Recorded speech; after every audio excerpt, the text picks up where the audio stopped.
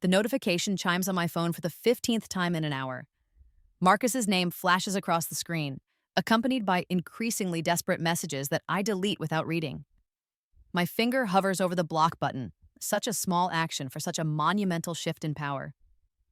2 years ago, I would have answered on the first ring, my heart racing with anxiety about what I'd done wrong this time. Now, I feel nothing but the cool satisfaction of indifference as I silence the device and return my attention to the contract spread across my mahogany desk. Outside my corner office on the 42nd floor, Manhattan sprawls beneath me like a glittering testament to possibility. The city that Marcus once told me would chew me up and spit me out now feels like home in a way our shared apartment never did. I sign my name with a flourish across the partnership agreement that will expand my consulting firm into 3 new markets. My signature worth more in this moment than Marcus ever believed I could be worth at all. The irony isn't lost on me. 2 years ago, almost to the day, he stood in our kitchen, his kitchen, as he always reminded me, and delivered the words that would unknowingly set me free. "You couldn't survive a week without me, Sarah. You're not built for the real world." 2 years earlier. "Sarah, did you even think about the consequences before you opened your mouth at dinner tonight?" Marcus's voice carries that particular edge that makes my stomach clench. Not quite yelling, but sharp enough to slice through my already fragile confidence. I'm standing at the sink, mechanically washing the dishes from another evening spent with his colleagues and their wives. The dinner party I'd spent 3 days planning, cooking for, and executing flawlessly. The same dinner party where I dared to contribute to a conversation about emerging markets and digital consulting, drawing on the economics degree I'd earned summa cum laude before meeting Marcus. "I was just trying to participate," I say quietly, not turning around. The water runs over my hands, too hot, but I don't adjust it. The slight pain feels appropriate somehow. "Participate?" He laughs, but there's no humor in it. "You embarrassed me. David's been in venture capital for 20 years, and you thought you could just jump into their conversation with your little theories about market disruption?"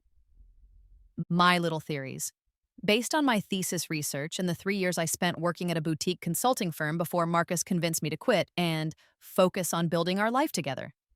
Before he made it clear that my career was a hobby at best, an inconvenience at worst. "I have experience in that field," I venture, my voice smaller than I intended. Had experience. Past tense, Sarah, you worked at some tiny firm that handled local businesses. These are serious people discussing serious money. I finally turn around, dish towel in my hands like a white flag. Marcus is leaning against the kitchen island, still in the expensive suit I helped him pick out, still wearing the watch I bought him for his birthday with money from my savings that have been steadily depleting since I stopped working full-time. "I brought in 3 major clients to Sullivan and Associates," I say, though I already know it won't matter. "Sullivan and Associates," he repeats with a smirk. 50 employees. David's fund manages portfolios worth more than that entire company's annual revenue. The familiar weight settles in my chest, that leaden feeling of being simultaneously too much and not enough. Too opinionated for his taste, not successful enough for his standards. The impossible balance I've been trying to strike for 3 years, shrinking myself smaller and smaller until I barely recognize the woman who once gave presentations to boardrooms full of executives. "I'm going to take a shower," I murmur, abandoning the half-washed dishes. "Sarah." His voice stops me at the kitchen doorway.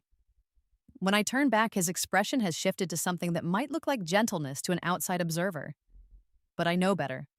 I know the way his eyebrows draw together in that practiced expression of patient concern. "I'm not trying to hurt your feelings. I'm trying to protect you. The business world isn't like college, where everyone gets a participation trophy. It's brutal out there. People like David and his associates, they'd eat you alive." The words hit their intended target with surgical precision. Protection. He's protecting me from my own inadequacy, my own naive ambition. How thoughtful of him. "I know," I whisper, because it's easier than fighting. Because fighting means an hour-long lecture about my defensive attitude and my inability to accept constructive criticism. Because fighting means sleeping on the couch while he takes up the entire king-sized bed, sprawled across it like a satisfied predator. "I love you," He calls after me as I climb the stairs. I just want what's best for you. In the shower, I let the water wash away the tears I couldn't afford to shed in front of him. The hot spray pounds against my shoulders, but it can't touch the cold knot of shame that's taken up permanent residence in my chest. Through the frosted glass, I can see my reflection, blurred, indistinct, fading at the edges like an overexposed photograph. What's best for me? As if he's conducted some careful analysis of my capabilities and determined that they fall short of market viability. As if love means systematically dismantling someone's confidence until they're grateful for scraps of approval. I think about calling my sister Emma, but it's past 11. And besides, what would I tell her? That my boyfriend of 3 years thinks I'm too fragile for the working world? That somewhere along the way, I started believing him? The Marcus I fell in love with wasn't like this. Or maybe he was, and I was too intoxicated by the attention of someone so successful, so seemingly confident, to notice the warning signs. He was a senior consultant at one of the city's most prestigious firms when we met at a networking event. I was 26, hungry for success, and probably a little starstruck by his stories of high-stakes negotiations and seven-figure deals. He made me feel chosen, special, worth pursuing by someone who clearly had options.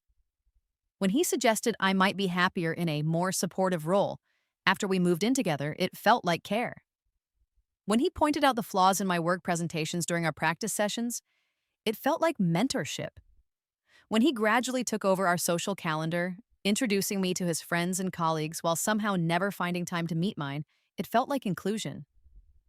Now, standing in water that's gone lukewarm, I struggle to remember the last time I felt proud of something I'd accomplished. The last time I contributed an idea that wasn't immediately dissected for its flaws. The last time I felt like more than an accessory to Marcus's increasingly successful life. But even as these thoughts surface, I push them down with practiced efficiency. Marcus provides for us. Marcus loves me. Marcus is successful and ambitious and everything I thought I wanted in a partner. My dissatisfaction is probably just a phase, a quarter-life crisis, the kind of restlessness that comes from having too much time to overthink. I wrap myself in the plush towel Marcus bought. Everything in this apartment is something Marcus bought, I realize with a start, and pad quietly to the bedroom. He's already asleep, taking up 3/4 of the bed as always, one arm flung across what should be my side. I curl up in the remaining space, careful not to wake him, and stare at the ceiling until exhaustion finally pulls me under. Tomorrow, I tell myself, I'll be better, less sensitive, more grateful. Tomorrow, I'll be the woman Marcus needs me to be. The pattern continues for months, subtle and suffocating as morning fog. Each perceived slight chips away at whatever confidence I have left until I find myself second-guessing every word before it leaves my mouth. I develop a habit of starting sentences with, I might be wrong, but, or this probably isn't important, but, as if preemptively apologizing for taking up space. My social circle, never large to begin with, shrinks to include almost exclusively Marcus's friends and colleagues. When my college roommate Katie calls to invite me to her engagement party, I find myself declining, claiming we already have plans. The truth is that Marcus doesn't know Katie, and I can't bear the thought of him cataloging her flaws the entire drive home, or worse, finding her more interesting than me. I throw myself into making our home perfect instead. I become an expert in Marcus's preferences. His coffee strong but not bitter. His shirts pressed with exactly the right amount of starch. His favorite Thai restaurant on speed dial for late nights when he's too tired to appreciate a home-cooked meal. I read the business journals he subscribes to so I can nod intelligently when he discusses market trends, careful never to contribute insights that might be deemed naive or poorly informed. In my more honest moments, usually late at night when he's asleep beside me, I acknowledge that I'm disappearing. That the vibrant, ambitious woman who graduated top of her class and landed a job at Sullivan and Associates is fading like a watercolor left in sunlight. But acknowledging it and knowing how to stop it are two different things entirely. The thing about gradual erosion is that you don't notice the damage until you're standing at the edge of a cliff, looking down at how far you've fallen. 18 months earlier. I've been thinking. Marcus says over breakfast on a rainy Tuesday morning, not looking up from his phone as he scrolls through emails. Maybe it's time you considered going back to work. I freeze with my coffee cup halfway to my lips. After months of being told I'm not ready for the real world, this feels like an unexpected reprieve. My heart actually skips with hope. Really? You think I should start looking for positions in consulting again? Now he does look up, and there's something in his expression I can't quite read. Amusement? Condescension? Let's be realistic, Sarah. You've been out of the game for over a year. Most consulting firms want people with current experience, recent wins under their belt. I was thinking more like a support role, maybe office management or executive assistance. The hope deflates so quickly it leaves me dizzy. Executive assistance? Think about it. You're incredibly organized. You manage our household beautifully. You have great people skills. And it would get you back in a professional environment without the pressure of, heavy strategic work. Heavy strategic work, the kind I used to do successfully, the kind that once earned me commendations and client renewals and a sense of purpose that now feels like a distant memory. I have an MBA, Marcus, which is exactly why you'd be such a valuable assistant. You understand business language, you can interface with executives on their level. It's actually quite smart when you think about it. He returns to his phone as if the matter is settled. As if he's just solved a puzzle rather than suggested I spend my graduate degree on someone else's calendar management. I want to argue. I want to point out that I generated over $2 million in revenue for Sullivan and Associates in my last year there. I want to remind him that I was being considered for a promotion to senior consultant before I left. Instead, I hear myself saying, I'll think about it. And so, great. David's wife mentioned that her company is looking for someone to support their VP of operations. I could make some calls. David's wife, of course. Everything in our life traces back to Marcus's network, his connections, his vision of who I should be and what I should want. Even my potential return to work must be filtered through his professional relationships, ensuring that my role remains peripheral to his own success. That afternoon, while Marcus is at a client meeting, I sit at my laptop and stare at job search websites. Executive assistant positions proliferate across my screen, each one requiring skills I definitely possess but aspirations I definitely don't share.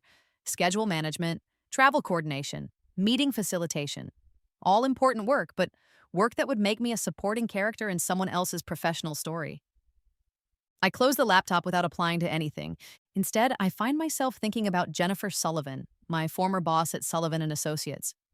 Jennifer, who started her own firm after 15 years at a larger consultancy, who built her client base through strategic brilliance and relentless effort, who once told me I had the instincts of a natural entrepreneur after I landed a particularly difficult client. I haven't spoken to Jennifer in over a year, not since the awkward goodbye lunch where I tried to explain why I was leaving without really explaining anything at all.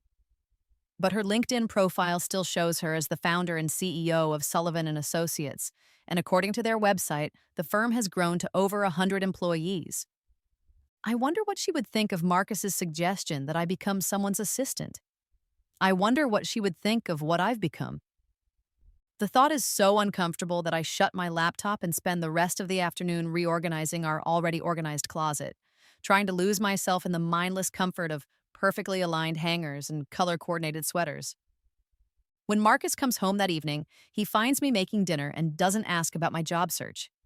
I don't volunteer any information, and the subject doesn't come up again for several weeks. It's easier to let it fade into the background noise of our relationship. Another conversation deferred indefinitely in the interest of keeping peace. But something has shifted. Some small seed of awareness has been planted, and despite my best efforts to ignore it, it begins to grow 1 year earlier. The seed finally breaks through the surface on a Thursday evening in October, during what Marcus later calls one of your episodes. He's been traveling for work. 3 weeks in California, closing a deal that will likely earn him a promotion and a substantial bonus.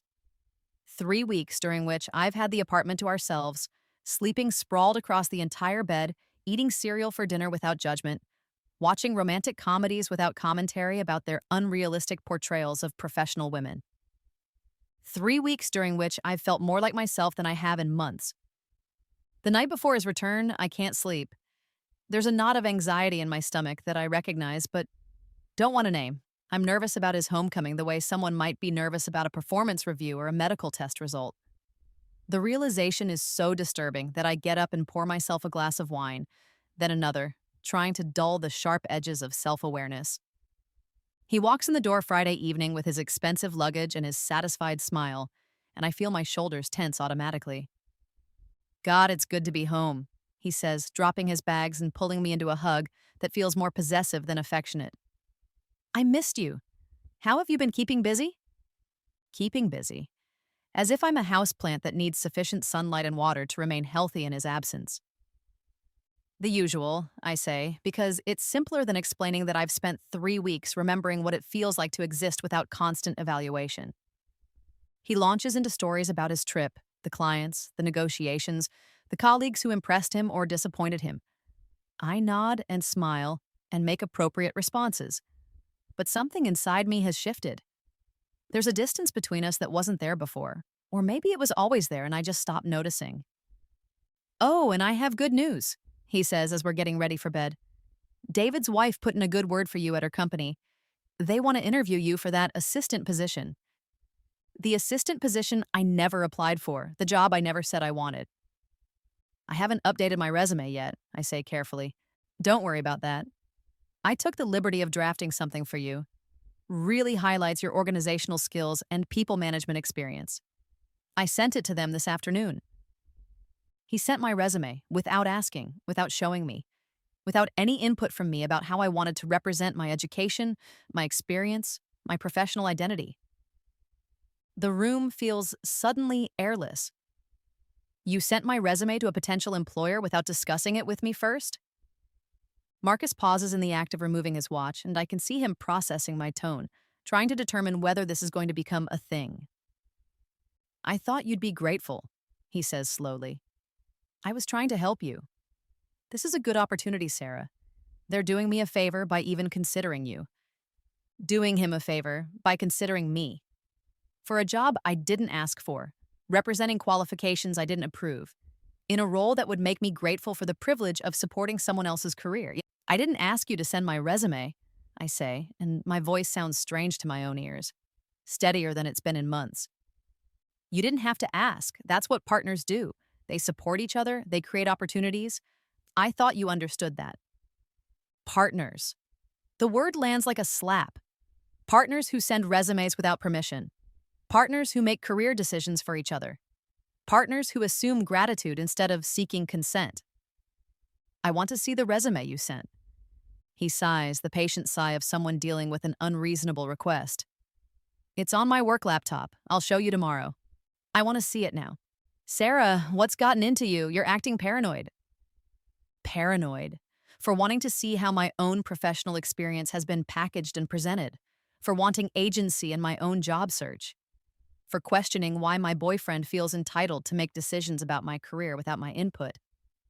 I'm not being paranoid. I'm being responsible. If someone is considering me for a position, I should know exactly what they've been told about my qualifications.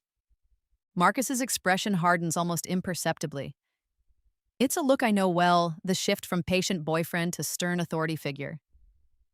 Fine, but I think you're being ungrateful and, frankly, a little hysterical. Hysterical? The word hangs in the air between us like a blade. He retrieves his laptop with exaggerated patience and opens the email. As he turns the screen toward me, I see my professional life distilled into 8 bullet points that emphasize customer service skills, attention to detail, and natural aptitude for supporting executive-level decision-making. My economics degree from Northwestern is mentioned in a single line. My 3 years at Sullivan & Associates are reduced to administrative and client relations experience. My MBA is listed under additional education, as if it's a hobby I picked up in my spare time. I'm looking at the resume of someone I don't recognize. Someone whose greatest qualifications involve making other people's lives easier, whose education is an afterthought, whose career aspirations apparently begin and end with competent subservience. This isn't me, I say quietly. What do you mean? This resume, this person, this isn't who I am. Marcus closes the laptop with a snap. It's who you are now, Sarah. I'm trying to help you re-enter the workforce in a realistic way. You can't expect to waltz back into consulting after being out of the game for 2 years and pick up where you left off. Why not? The question seems to genuinely confuse him. Because that's not how it works. Because you're older now, less current. Because other people have been building their careers while you've been here. While I've been here. In the apartment he chose, living the life he designed, becoming the woman he decided I should be. Something crystallizes in that moment. Not a decision exactly, but a recognition. A dawning awareness that I've been living my life in response to his expectations, rather than my own aspirations. That somewhere along the way, I stopped asking what I wanted and started asking what would be acceptable to him. I'm not going to interview for this job, I say. What? I'm not going to interview for this assistant position. I'm going to look for consulting roles instead. Marcus stares at me as if I've announced my intention to become a circus performer. Sarah, be realistic. I can't just what? Use my education. Apply for positions that match my experience? Expect to be taken seriously as a professional? You're being dramatic. I'm being honest, maybe for the first time in months. The argument that follows is unlike any we've had before. Usually when we disagree, I eventually capitulate. I apologize for being difficult or sensitive or unrealistic. I accept his version of events and adjust my expectations accordingly. But tonight, something is different. Tonight, I don't back down. You couldn't survive a week without me, Sarah, he says finally, his voice sharp with frustration. You're not built for the real world. The words hit me like ice water, cold, shocking, clarifying. Not built for the real world. The woman who graduated summa cum laude, who built a client base worth millions of dollars, who once negotiated a partnership agreement that saved her former company from bankruptcy. Not built for the real world. Maybe you're right, I say, and for a moment, relief flickers across his face. He thinks I'm conceding, returning to form, accepting his assessment of my limitations. But I'm not conceding, I'm planning. Maybe I should find out for myself. 6 months earlier, I start small, so small that Marcus doesn't even notice at first. While he's at work, I begin researching.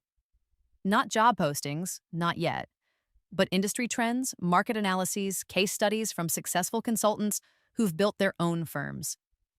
I read voraciously, consuming every article, every blog post, every white paper I can find about digital transformation in small to mid-sized businesses. The landscape has changed dramatically in the 2 years since I left Sullivan & Associates. Companies that once relied on traditional consulting firms are increasingly looking for specialized, agile advisors who can implement rapid changes without the overhead and bureaucracy of larger organizations. There's a gap in the market, a sweet spot between expensive enterprise consultants and generic business coaches. I begin to see the outlines of an opportunity. At night, after Marcus falls asleep, I work on my laptop in the living room. I rebuild my resume, my real resume, not the diluted version he created. I outline service offerings for a hypothetical consulting practice.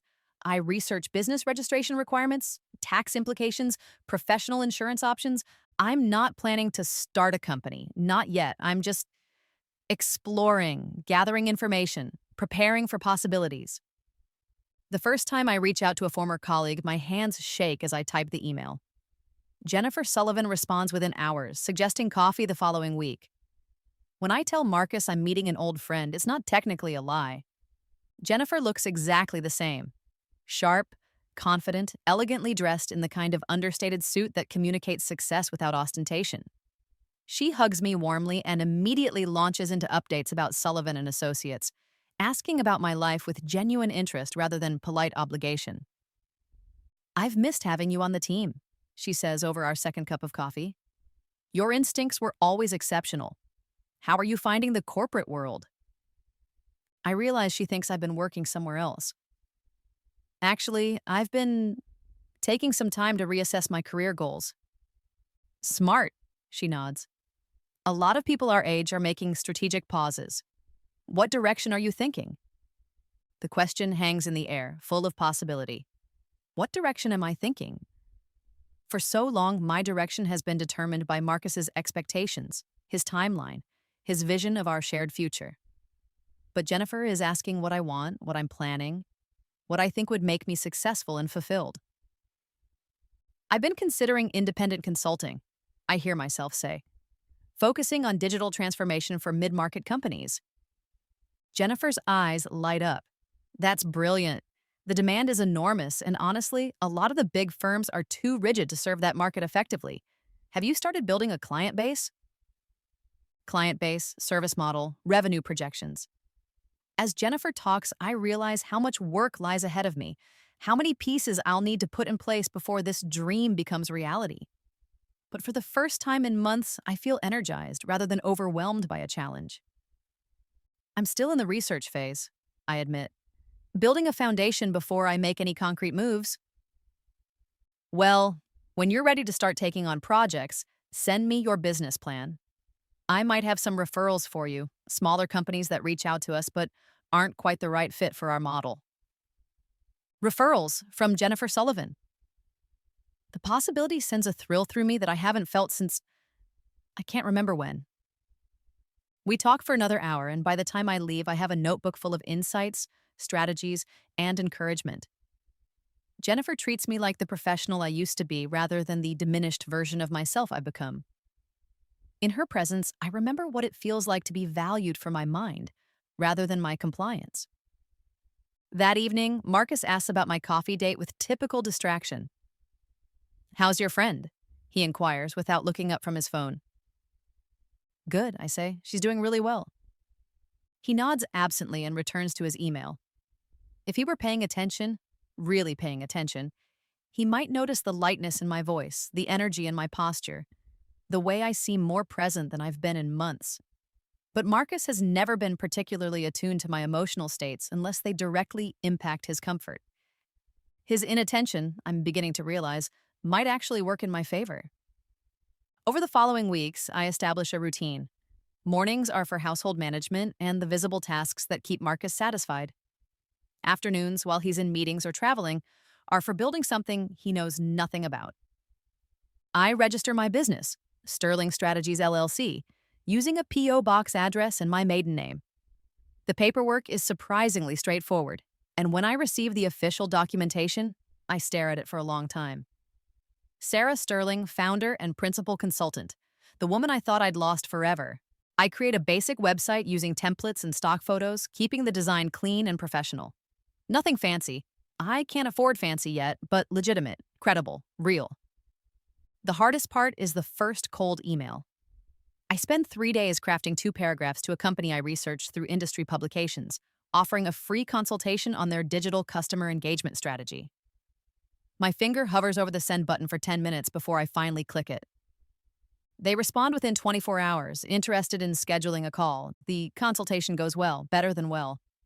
The company is struggling with exactly the kind of challenges I specialized in at Sullivan & Associates, and I can hear the relief in the CEO's voice when I outline a potential solution. They want a formal proposal, and I spend the weekend creating my first official Sterling Strategies deliverable, a 12-page strategic plan that draws on everything I learned from my former career and everything I've researched about current market conditions. When I send it Monday morning, I feel simultaneously terrified and exhilarated.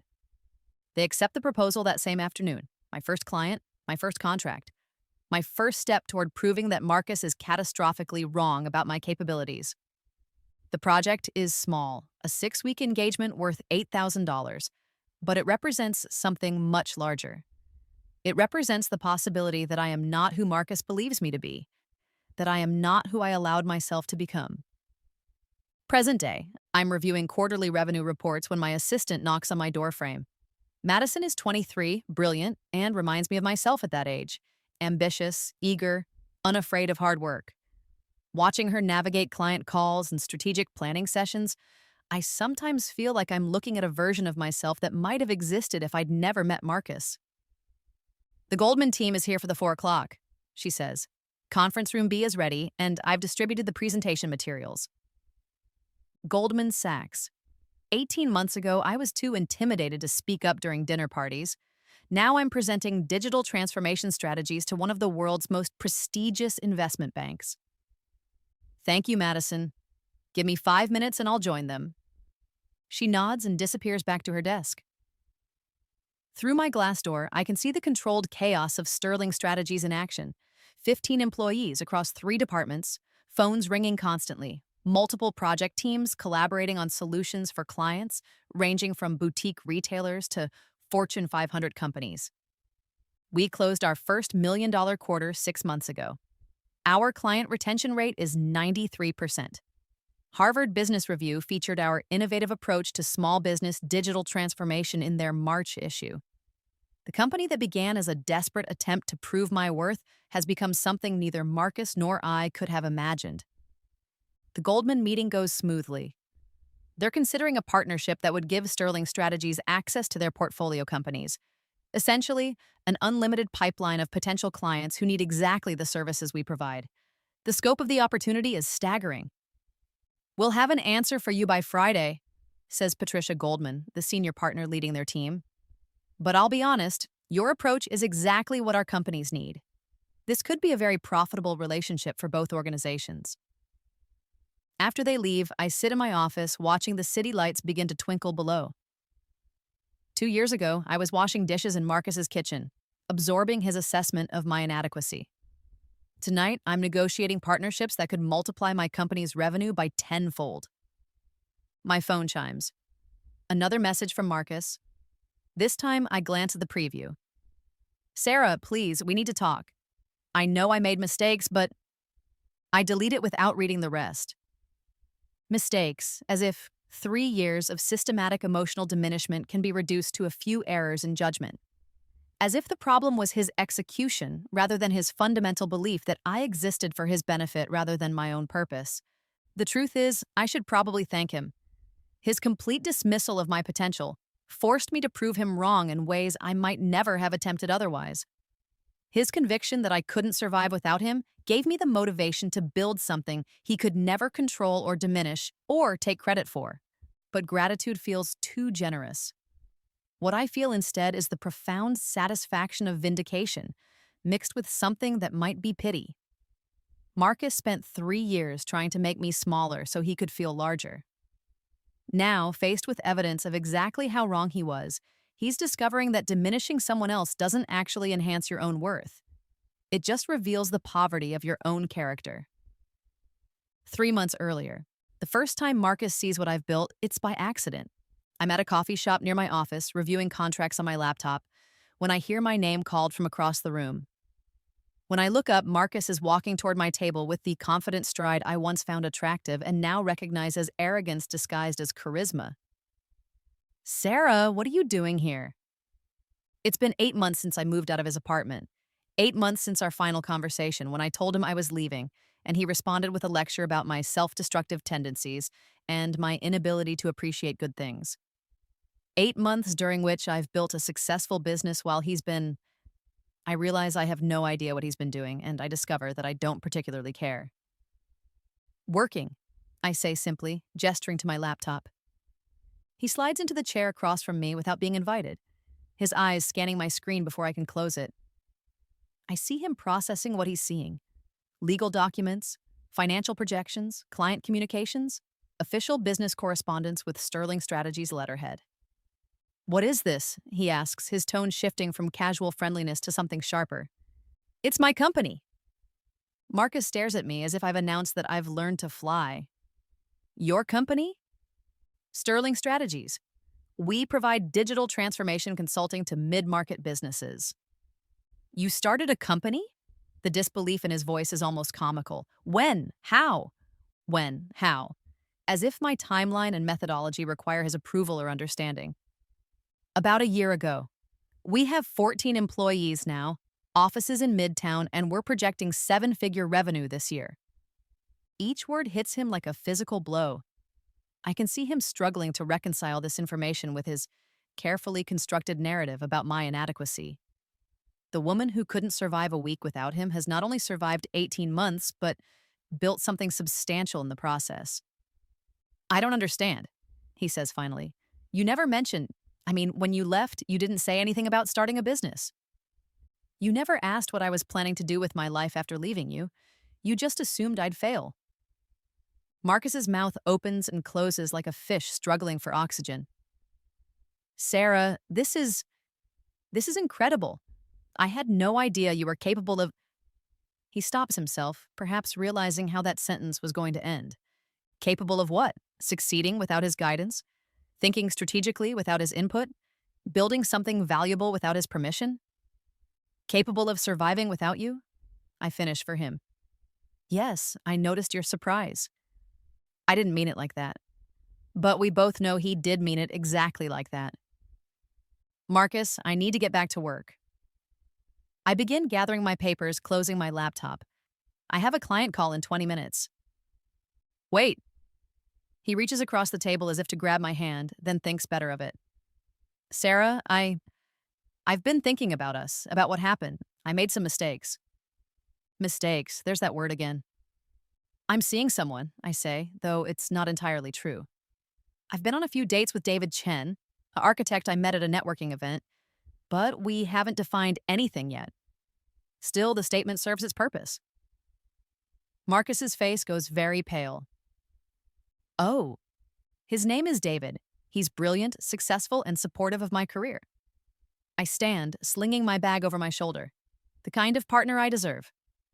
Marcus sits there for a moment, processing this information. Then he calls after me as I walk toward the door. Sarah, wait. Can we have dinner sometime to talk? I turn back one final time. No, Marcus, we can't. I leave him sitting at the small table, surrounded by the remnants of his shattered assumptions about who I am and what I'm capable of achieving. 1 month earlier, the Forbes article comes out on a Tuesday. 30 Under 30, Entrepreneurs Reshaping Corporate Consulting features Sterling Strategies prominently, with a full-page photograph of me in my office and a detailed profile of our innovative approach to digital transformation. The journalist interviewed 6 of our clients, all of whom provided glowing testimonials about our results and our methods. Sarah Sterling is exactly the kind of consultant modern businesses need, says James Morrison, CEO of Morrison Manufacturing. She understands that transformation isn't about technology, it's about people and processes. Her team doesn't just implement solutions, they build sustainable change. I read the article 3 times before the reality settles in. Forbes, 30 Under 30, a national magazine that Marcus reads religiously, that he often quotes during his own professional conversations. Madison brings me a stack of new client inquiries that arrived within hours of the article going live. Companies from Seattle to Miami want to discuss potential partnerships. My calendar is booked solid for the next 6 weeks. That evening, at the networking dinner where I'm being honored as one of the city's rising business leaders, I finally meet David Chen face to face. We've been corresponding via email since he reached out through LinkedIn after seeing the Forbes piece, and his architectural firm is considering Sterling Strategies for their own digital transformation project. David is nothing like Marcus. Where Marcus commanded attention through volume and force of personality, David draws people in through genuine curiosity and thoughtful questions. He listens more than he speaks. He asks about my business strategy, my growth plans, my perspective on industry trends, and when I answer, he responds with insights that build on my ideas rather than corrections that diminish them. You've built something remarkable, he says over wine. The client testimonials in that Forbes article were extraordinary. Morrison Manufacturing alone represents a significant validation of your approach. Validation, not condescension or surprise, but validation. Recognition that my success is evidence of competence rather than luck. Thank you. It's been a learning experience. The best ventures usually are. My firm went through similar growing pains when we expanded beyond residential projects. The challenge is maintaining your core vision while scaling to meet demand. We talk for 2 hours about business strategy, market positioning, and the peculiar challenges of building something from nothing. David treats me as an equal. No, more than that. He treats me as someone whose expertise he respects, whose perspective he values, whose success he finds genuinely impressive rather than surprising. When the evening ends, he asks if I'd like to have dinner again sometime. Not to discuss business, but simply because he's enjoyed our conversation and would like to continue it. I'd like that, I say, and I mean it. Walking to my car, I feel lighter than I have in years. Not because David asked me to dinner, but because of how he asked. No assumption of ownership or control. No subtle indication that my acceptance would be doing him a favor. Just an invitation from one successful professional to another, extended with respect and received with interest. My phone buzzes as I'm driving home. A text from an unknown number. Saw the Forbes article, we need to talk. Marcus. I delete it without responding. Present day. The Goldman Sachs partnership is finalized on a Friday afternoon in December. The contract, when signed, will triple Sterling Strategies' annual revenue and establish us as one of the premier boutique consulting firms in the Northeast. I'm celebrating with my team at a wine bar near our office when Marcus appears. He's clearly been waiting for me to arrive. He's sitting at the bar nursing what looks like his second or third whiskey, his eyes tracking the door. When he sees me with my colleagues laughing and toasting our success, his expression shifts through several emotions I can't quite identify. Sarah. He stands as our group approaches the bar, and I can see my team processing his presence with varying degrees of confusion and interest. Marcus. I keep my voice neutral, professional. Everyone, this is Marcus Thompson. Marcus, this is my team from Sterling Strategies. The introductions are brief and awkward. My colleagues clearly recognize the name. I've mentioned my former relationship occasionally, always in the context of professional motivation. And they're studying Marcus with the kind of clinical interest reserved for particularly fascinating specimens. Could I speak with you privately? Marcus asks after the pleasantries are exhausted. Madison steps slightly closer to me, her protective instincts kicking in. Sarah, do you want us to... It's fine, I say. Order the champagne. I'll be right back. Marcus and I move to a quiet corner of the bar, far enough from my team that they can't overhear our conversation, but close enough that I remain in their sightline. I notice this calculation and realize that I've become someone who thinks strategically about exit routes and safety nets, someone who no longer assumes good intentions from men who claim to love her. Congratulations, Marcus says, gesturing toward my celebrating colleagues. I heard about the Goldman partnership. That's incredible, Sarah. Thank you. I also heard about the Forbes article, and the Harvard Business Review piece, and the Times interview last month. He's been following my career, tracking my success, cataloging evidence of his own misjudgment. What do you want, Marcus? He takes a deep breath, the kind of preparatory breath someone takes before delivering a rehearsed speech. I want to apologize for everything, for not supporting your ambitions, for underestimating your potential, for making you feel like you weren't capable of this. He gestures vaguely toward my life, my success, my transformation. Underestimating, making me feel incapable. Even in his apology, he can't quite acknowledge the systematic nature of his behavior. He frames it as errors in judgment rather than deliberate attempts to maintain control. And I accept your apology, I say, because it costs me nothing and might allow this conversation to end more quickly. Sarah, I've been thinking about us, about what we had. I know I made mistakes, but what we built together was special. Maybe we could... What we built together? The words escape before I can stop them. Marcus, what exactly do you think we built together? He blinks, clearly not expecting this response. Our relationship, our life, our plans for the future. Our plans. His plans implemented with my compliance. The relationship where you systematically undermined my confidence. The life where I existed to support your career while abandoning my own? The future where my highest aspiration was managing someone else's calendar? That's not how I remember it. I'm sure it isn't. I glance back at my team, who are pointedly not watching us, but clearly listening for any indication that I need backup. Memory is funny that way. It tends to edit out the parts that make us uncomfortable. Marcus follows my gaze, and I see him processing the scene. Successful, confident people who work for me, who respect my judgment, who celebrate my achievements without surprise or condescension. I never meant to hurt you, he says quietly. I know you didn't. That's what makes it worse in a way. You genuinely believed that diminishing me was for my own good, that your lack of faith in my abilities was actually protection. I was wrong. Yes, you were. We stand in silence for a moment. Around us, the bar hums with conversation and laughter, the sound of people enjoying their Friday evening without the weight of complicated history.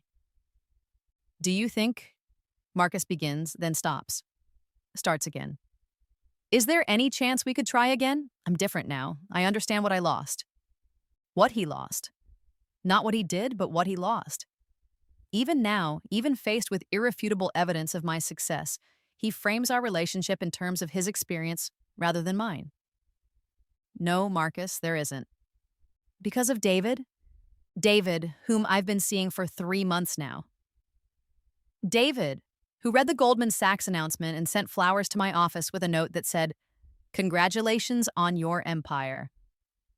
David, who understands that my success enhances rather than threatens his own self-worth. Because of me, I say, because I know what I deserve now, and I deserve better than someone who loves me conditionally, based on my willingness to be smaller than I am. Marcus's face crumples slightly, and for a moment, I almost feel sorry for him.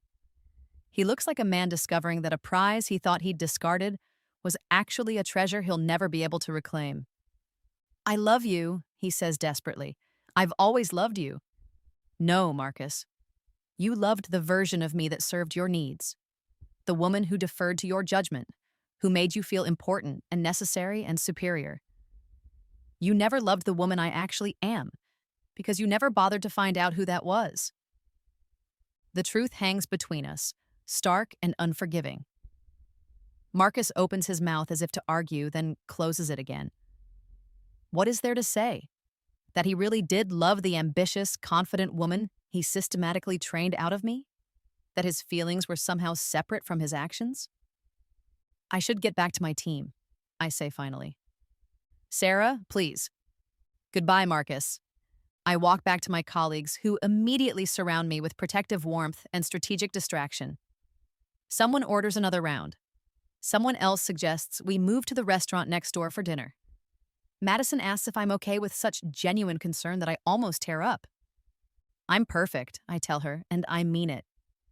Through the window, I watch Marcus leave the bar alone, his shoulders slumped in a way I've never seen before. He looks diminished somehow, as if our conversation has revealed him to be smaller than he always believed himself to be. It occurs to me that this is probably the first time Marcus has ever been confronted with the true cost of his behavior.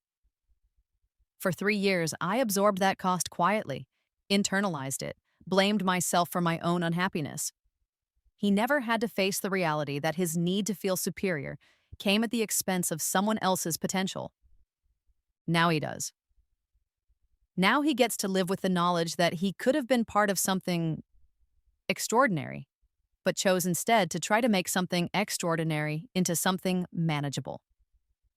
To Sarah, David says, raising his glass as he joins our group straight from his office, still in his architect's uniform of perfectly tailored black.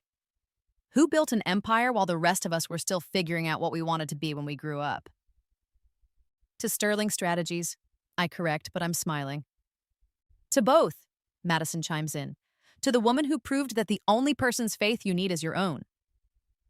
We drink to that, and the toast feels like a closing ceremony for a chapter of my life I'm finally ready to end completely. Epilogue, 6 months later, the Sterling Strategies headquarters occupy 2 full floors of a glass tower in Midtown, with a view of Central Park that still takes my breath away every morning.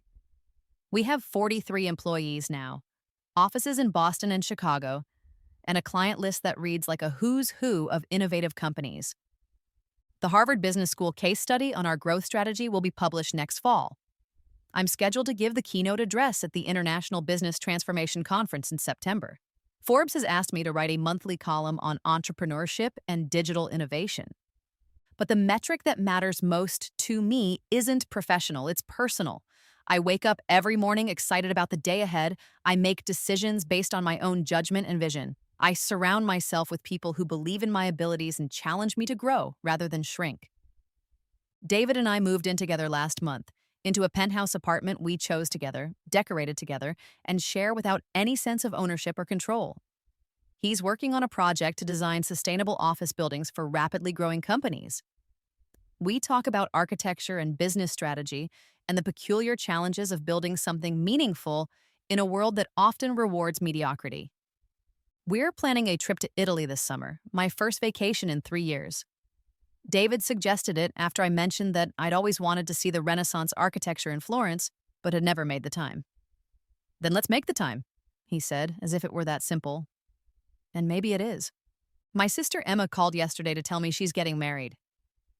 I want you to give a toast at the rehearsal dinner, she said, about building the life you want instead of settling for the life someone else thinks you deserve. She's never met Marcus, but she understands what he represented. The temptation to accept someone else's limitations as your own truth. The seductive comfort of being small enough to fit into someone else's vision of who you should be. I'd be honored, I told her. Yep. This morning, my assistant brings me a stack of speaking requests and partnership proposals. Sterling Strategies has become exactly what I envisioned in those early days of secret planning. A company that helps other organizations transform themselves into something better than they thought possible. It's fitting work for someone who spent 3 years learning the difference between being limited by circumstances and being limited by someone else's imagination. My phone never chimes with desperate messages anymore. Marcus seems to have finally accepted that some bridges, once burned, can't be rebuilt. Sometimes I wonder what he's doing, whether he's learned anything from our brief encounter at the wine bar. But mostly, I don't think about him at all. That, perhaps, is the truest measure of my success. Not the revenue figures or the magazine profiles or the prestigious partnerships, but the fact that I've built a life so fulfilling that there's no room in it for regret or resentment. No space for the man who once told me I couldn't survive without him, and I survived. I thrived. I built an empire. And I did it all while he wasn't looking. The afternoon sun streams through my office windows as I review the quarterly reports that will show another record-breaking performance. In 6 months, Sterling Strategies will celebrate its 3rd anniversary. David and I are planning a party for the whole team, a celebration of how far we've all come. Outside my window, the city stretches endlessly in all directions, full of possibility, full of people building their own empires, their own proof that the only limitations that matter are the ones we accept for ourselves. I sign my name across the final contract of the day with the same flourish I've perfected over 2 years of building something from nothing. Sarah Sterling, founder and CEO. The woman who learned that survival isn't about enduring diminishment. It's about refusing to be diminished in the first place. Marcus was right about one thing. I couldn't survive as the woman he wanted me to be. Thank God I never had to.